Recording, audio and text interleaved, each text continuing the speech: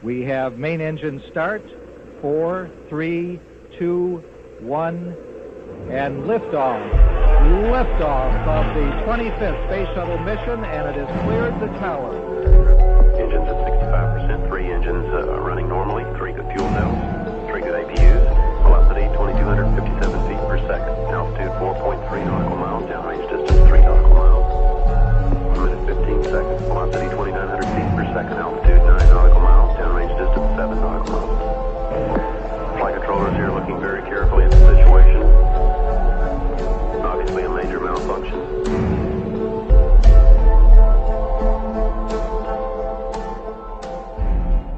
On the 28th of January 1986, the world watched as the Challenger space shuttle exploded off the coast of Florida, 73 seconds after takeoff from the Kennedy Space Center. The intended mission was to study the approach of Halley's Comet, which could be seen from Earth between 1985 and 1986. The mission was also intended to begin the Teacher in Space project, which was first pitched to Ronald Reagan in 1984. The intention of this new method of teaching was to take school teachers into space, where they could record their findings and share them with students once they returned to Earth.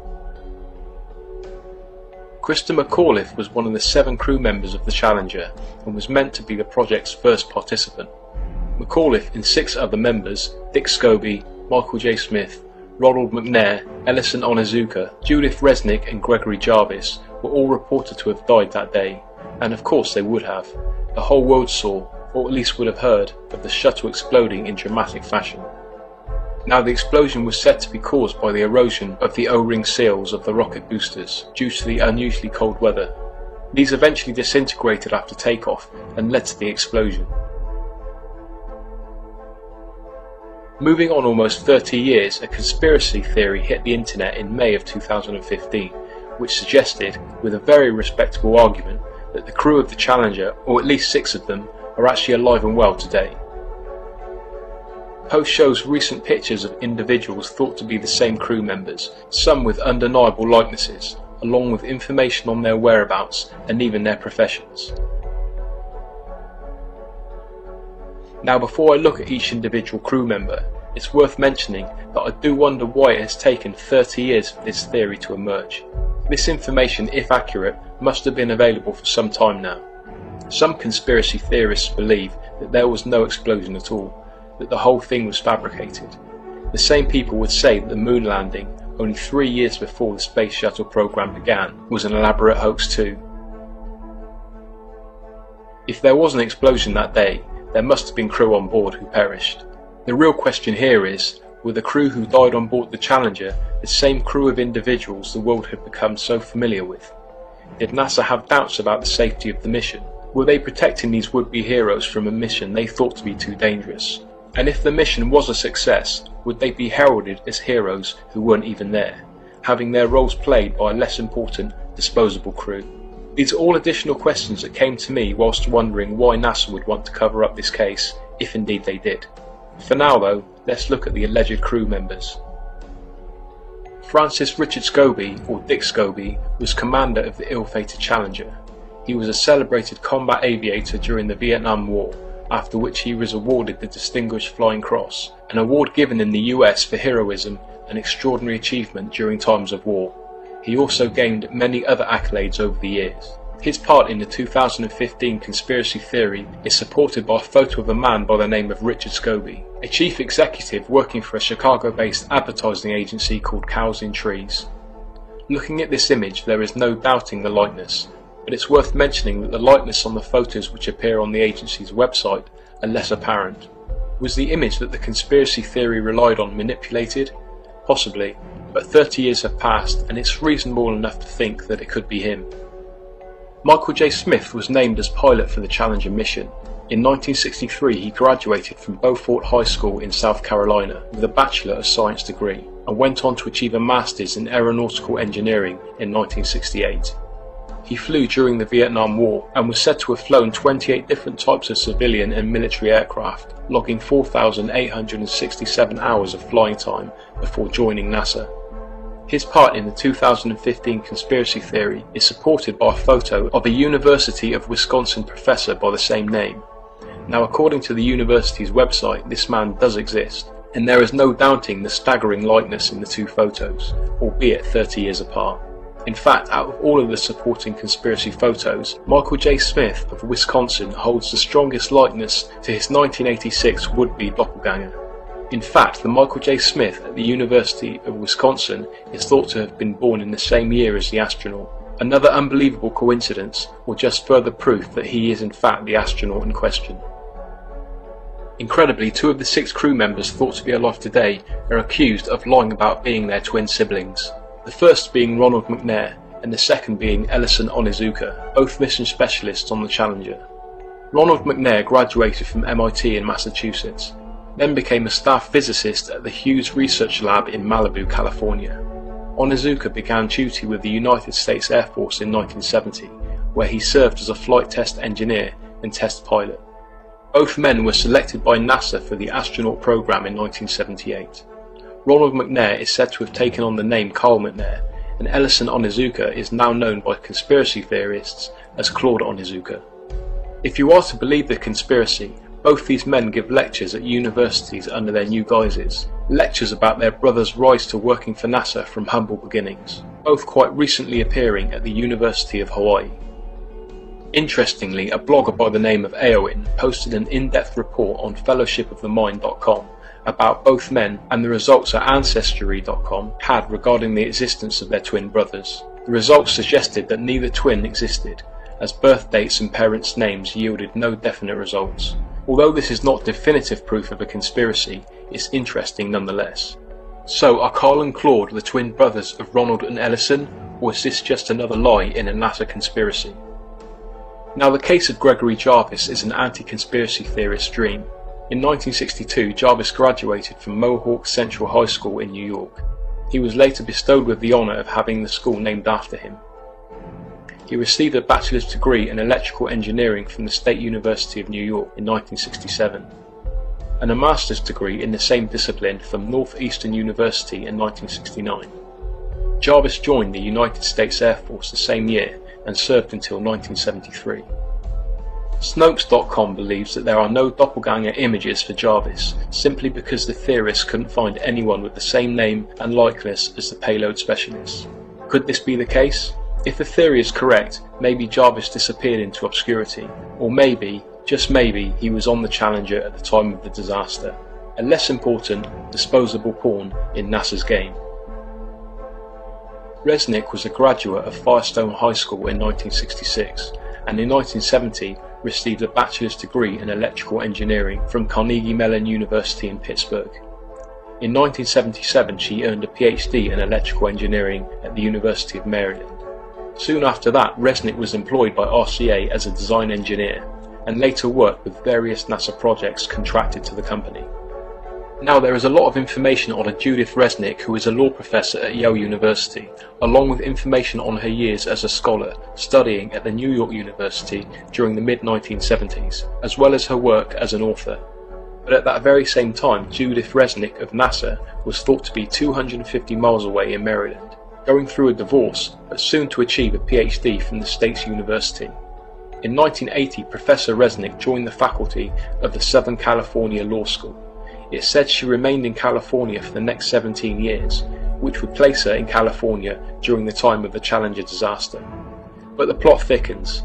According to VeteransToday.com, following his daughter's supposed death, Marvin Resnick, father of NASA's Judith Resnick, moved to California from Ohio and collected $2 million from the manufacturer of the Challenger's O-rings, failure of which had been determined by NASA as the cause of his daughter's death. If this is the same Judith Resnick who worked for NASA, could this background information on her academic years be fabricated? If the conspiracy theory is fact, then maybe her now wealthy father moved to California to be with her. Again, as with all these cases mentioned here, the accompanying photo does look like it could be the very same person 30 years on.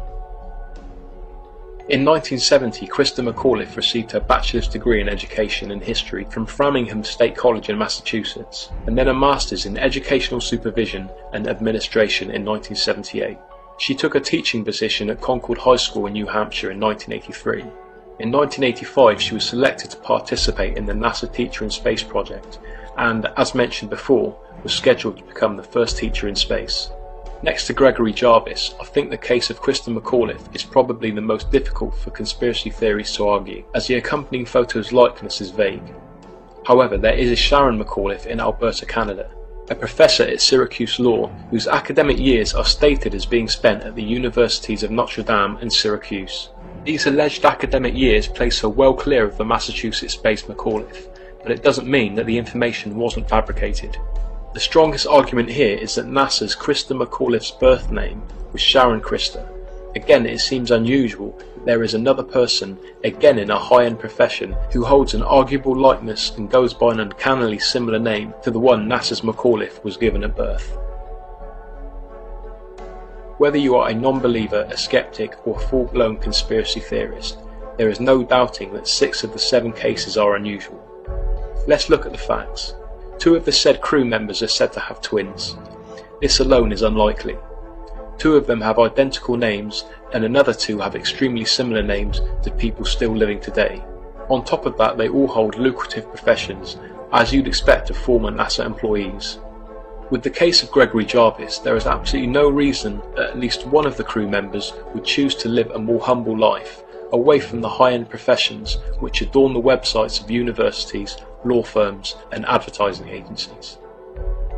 After all my research, I personally think there was a cover-up. The fact that NASA's reputation has been tarnished for years amidst a series of cover-ups has a lot to do with that. But ultimately, for me at least, the photos, the names and a story of financial gain make it all too difficult for me to accept the 1986 Challenger disaster story as fact. Even though she was not a trained astronaut. She knows where we're going to be standing, how busy it's going to be, where she can help, where we need our space. And she has learned an awful lot and become a team weird member. Lady with scale and swords and blindfolds, or Grecian goddess, or warrior princess, or whatever it is. What makes it legible?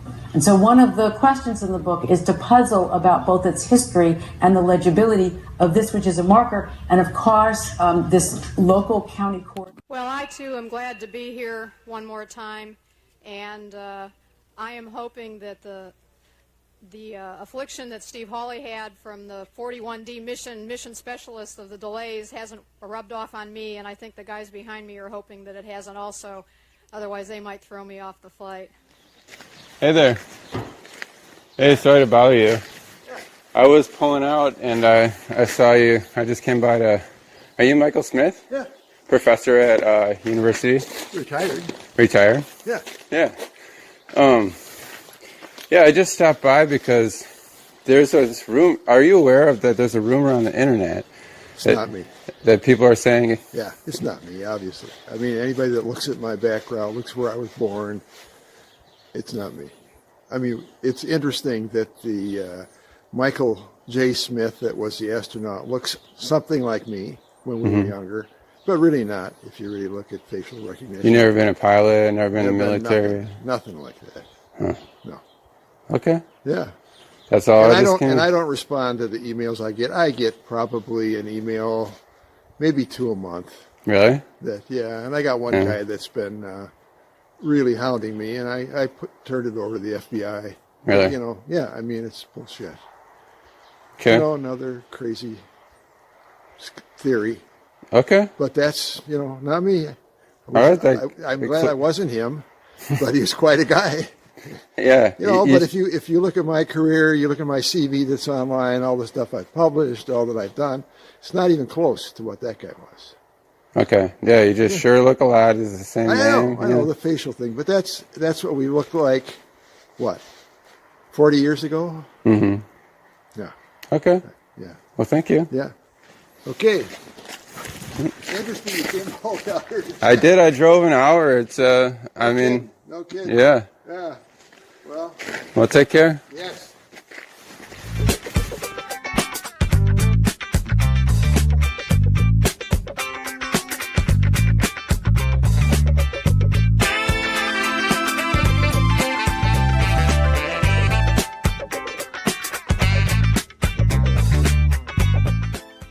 I'd like to introduce my pilot Mike Smith, who's one of the best flyers in the world, and he's great to have in the shuttle, and I'm glad to have him aboard as a pilot. So here's Mike. Thanks, Dick. Let me echo what Dick said about it's good to be down here and to be flying a vehicle that we know a lot of folks down here have worked very hard on. We understand it's ready to go, and we're looking forward to going to fly. I'm one of the 3 people on board who's and it'll be my first time to fly. Krista McAuliffe and Greg Jarvis it'll also be their first time, and we're just all looking forward to getting on orbit and getting the secret handshake. Astronauts moving in slow motion is another hallmark of the Apollo TV footage. There is no evidence at all of any astronaut making a leap or a jump anywhere near a height commensurate with 1/6 g possibilities. But if they were actually simulating EVAs on Earth, they would then need help with their bulky heavyweight suits and backpacks in order to achieve the visual effect of moving around easily in lunar gravity. So enter wire supports. This is a tried and tested way of relieving weight from performers, or even flying an actor. Of course, confirmation that wires were used is in the detail. Here in this Apollo 14 footage, you can see a ping, a momentary glint. And again, run slowly.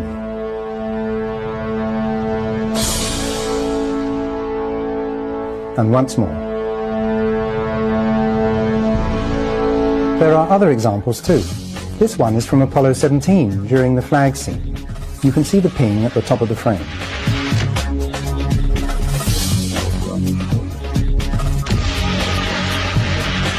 In this footage from Apollo 16, we have telltale evidence of a slightly floating or dangling effect at the jump salute location. It's as if the weight is being taken off the astronaut's feet just a second or so too soon. Compare that sequence with an obvious rehearsal rig. The dangling effect is very evident.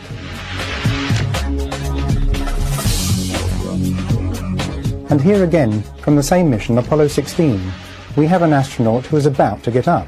Give me a hand. Okay, here we go. Let me give you a hand, he says. There goes bag. There goes another bag. Bag. Coming. Look at it again. The astronaut is getting up with the wire taking the weight, relieving him of 5/6 of the Earth's gravity. A magic trick? No, just the help of a wireman. This is a slow-motion jump that would have been seen live on TV. And here it is at normal speed.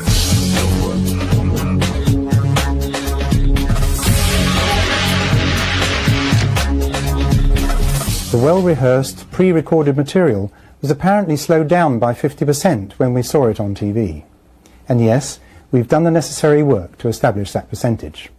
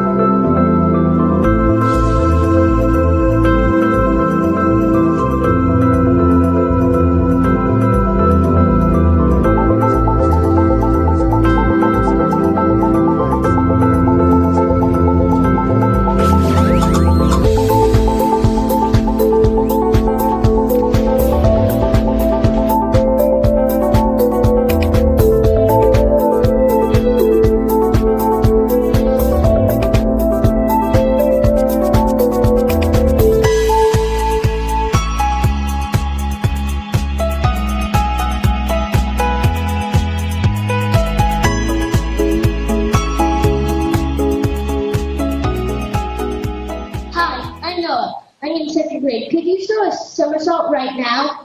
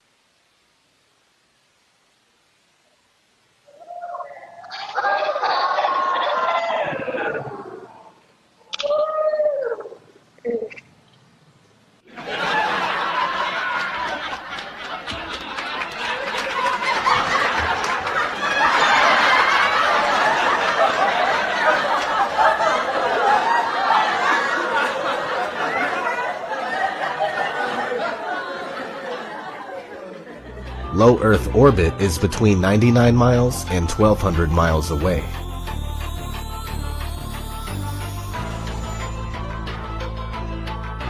The Moon is claimed to be 238,000 miles away. That's a big difference.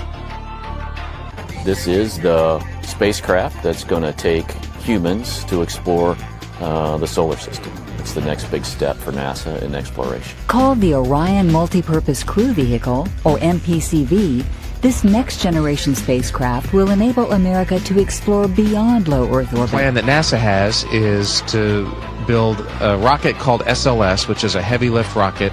It's something that is much bigger than what we have today, and it will be able to launch the Orion capsule with humans on board, as well as landers or other components to destinations beyond Earth orbit. Right now, we only can fly in Earth orbit. That's the farthest that we can go. Right now, we only can fly in Earth orbit. That's the farthest that we can go. And this new system that we're building is going to allow us to go beyond and hopefully take humans into the solar system to explore. So the Moon, Mars, asteroids, there's a lot of destinations that we could go to, and we're building these building block components in order to allow us to do that eventually. The Moon, Mars, the Moon. The kinds of technologies that we're testing out on Space Station are definitely helping us with our goals of going beyond low Earth orbit.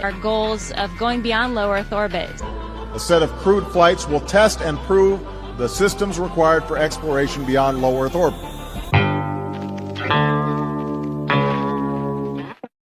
It was all recorded on these telemetry tapes.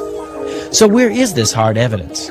I haven't seen anything that indicates the telemetry data is even in existence, and as I said, even if we had it, we don't have the machines to play it back.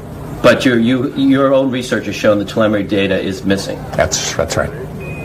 Could this be true? Mankind's first interplanetary exploration and the original science data is missing? 11, this is Houston, radio check, over. If it's anywhere, it should be here at NASA's Goddard Space Center in Maryland, home to the National Space Science Data Archives.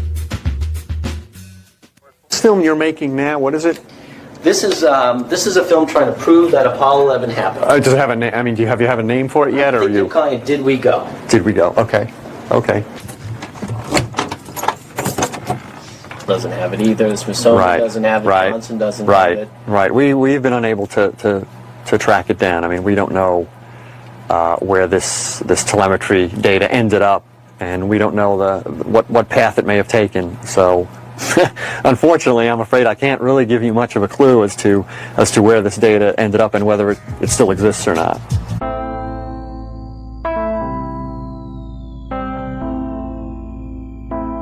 So this video is an astronaut explaining the mission. It's not like practice footage or anything. Watch closely. Our Dan sat in the pilot seat during this operation, sort of monitoring the motion of the vehicle, making sure that it was steady and that there were very few vibrations of any sort. Here's a picture of the INSAT actually being deployed from the spacecraft. You can see that the deploy went very smoothly. At the moment of... Did you see it? In the background? There was a guy in the background, man. I'm not kidding you. You can't deny that that's someone in the background. There's a guy moving in the background. Here, watch it again. Watch it closely. I looked up, or I tried to look up the size of this rocket. I found this picture. You can see it's massive. So if that rocket is in space and if there's a guy in the background in that footage, that means that there are like giants, like insane big giants floating around in space looking at NASA. That's probably why they don't dare to go back to the moon and why they hide so much stuff. Space is full of giants. We all know NASA uses wires, and sometimes we'll catch them like this here. The guy pulled on his wire. However, some days when you're filming live, things just don't work out, and it becomes so blatantly obvious, it's ridiculous. So, in this clip, they're talking, live feed, and wouldn't you know, we have a astronaut go by us in the background, obviously trying to give it a more realistic, spacey, station busy effect. The only problem is the camera that was supposed to mask this harness out, or the video feed, is not working.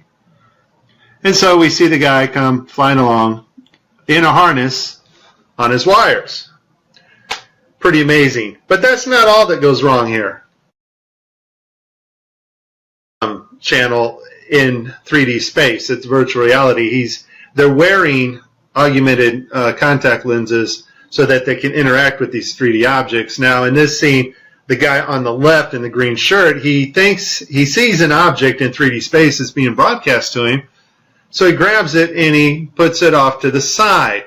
He's looking straight ahead because he's looking at an object rotating in front of him, but the video channel is down that is supposed to show the viewers what we're supposed to see, and so we don't actually get to see the object that he is seeing. And I would just sum this up as a very terrible, bad, horrible day for NASA doing live feeds. As much fun as this was, there is a time coming when you and I will not be able to tell the difference.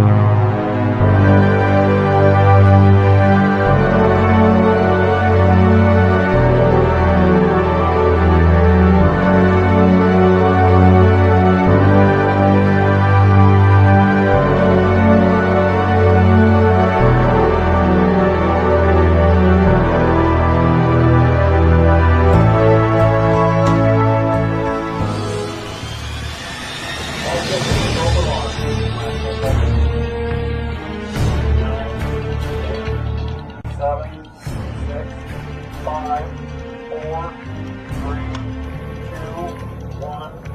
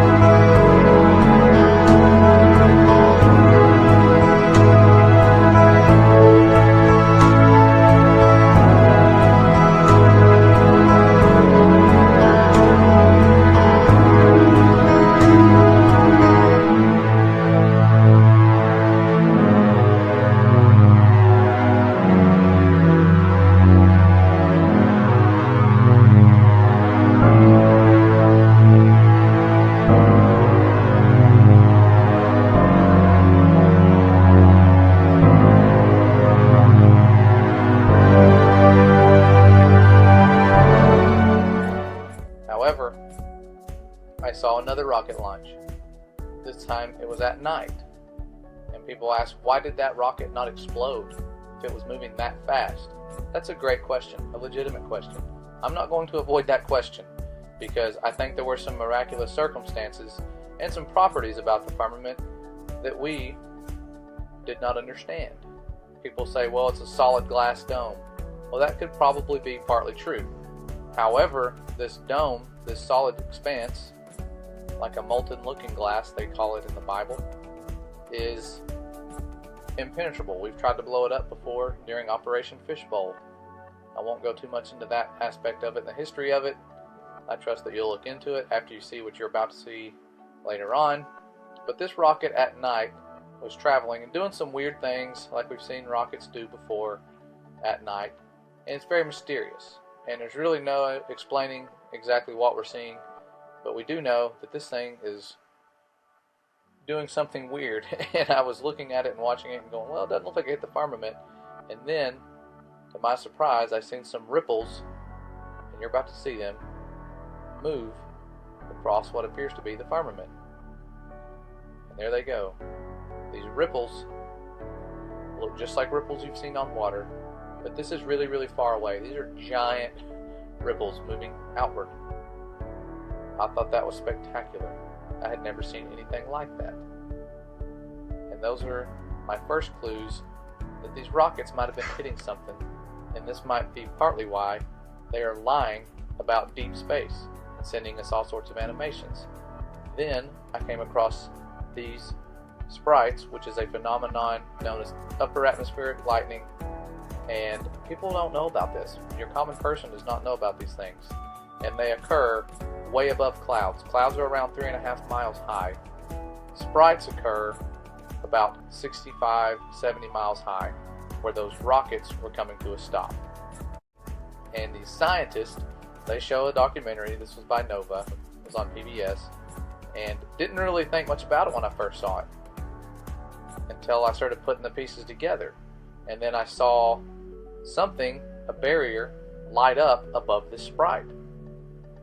And I thought, what if this is the firmament? And I analyzed this footage. I would slow this footage down, I would change the brightness, and sure enough, I started seeing what I thought I was seeing. The firmament. Put there by our Father in the story of creation. It's been there all along, and it's so sad that we've missed it, and missed out on seeing His glory for our whole lives. But there it is, and you're about to see a wave move across it, kind of like the ripple you saw with the rocket. There's that wave.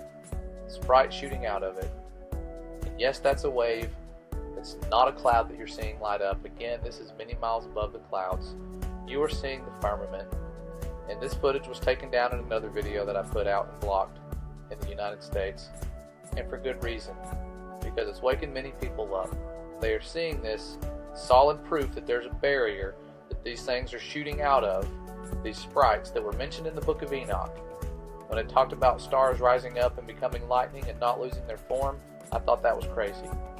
That book was removed from the Bible, and it explained exactly how our system works, the math behind it and everything. But there's the firmament. You can see it. Again, draw your own conclusions. The fact that it's right where those rockets were stopping is no coincidence. Don't take my word for it. Keep looking into it. Although we weren't able to shatter that highest, hardest glass ceiling this time, thanks to you, it's got about 18 million cracks in it.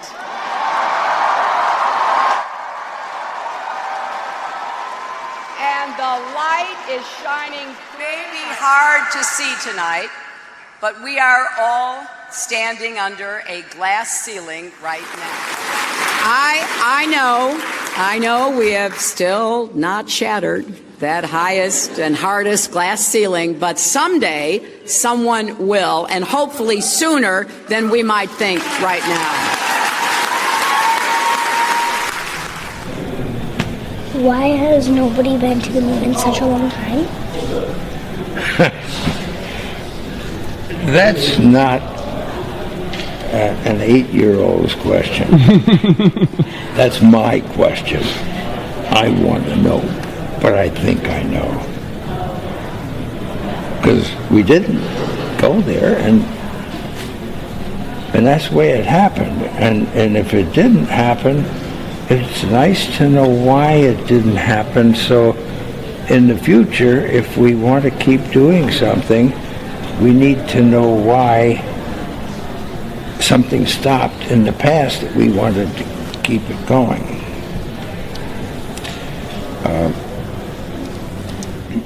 I perpetrated a huge fraud, which I am now about to detail. Okay. Involving the United States government and NASA. All right. And I'm sure you've heard the rumors. The moon landing hoax? That's right. That the moon landing was fake. The moon landings all were fake. And I was the person who filmed it. You're serious? And okay. I'm serious. I'm dead serious. Because I only have this certain amount of time with you, and I'll talk about whatever you want. You know, this isn't some type of joke or film within a film thing. Not a joke. Nope. Okay. The conspiracy theorists were right on this occasion. Why? I don't know about Paul McCartney's death, but this they were right about. Okay, why in God's name I don't know what to ask you first. Why the hell, if you're telling the truth, why would you do it? Why are you telling me? I mean, what the... Don't you think it's important for people to know the truth? Yeah, yes, certainly. They had a massive fraud an unparalleled fraud perpetrated against them, they should know. Okay. I mean, they're already suspicious of the government. They may as well have their suspicions confirmed. Okay. Justified. They will, yes, they will be able to actually perform the miracle of going to the moon. And yes, he would be in the saddle. So otherwise, okay, let's make it clear. Kennedy set a deadline, psychological deadline of the 60s. They knew they couldn't beat it. Right. They could if they did. Right, and if they did, you're saying they sincerely thought that they would really get there within a few years. I believe, yes, they did think so.